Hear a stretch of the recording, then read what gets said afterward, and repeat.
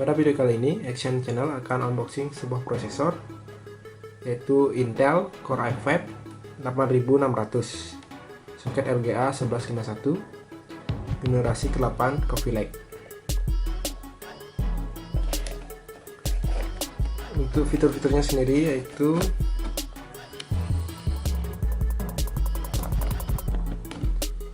sudah 6 cores, dilengkapi dengan Intel Turbo Boost teknologi 2.0, Intel Smart Case teknologi, support Intel Optane memory, dan support 2 channel,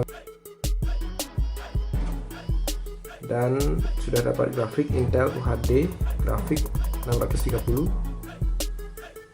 request Intel 300 series chipset plus motherboard.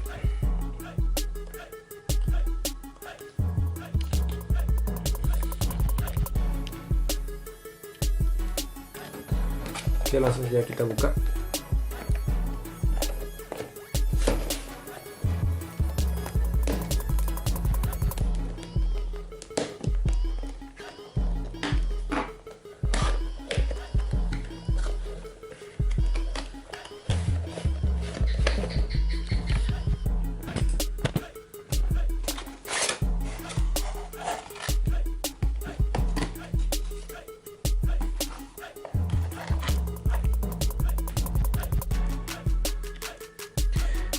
Di sini kita mendapat logo Intel generasi ke-8 dan satu buah fan bawaan milik Intel,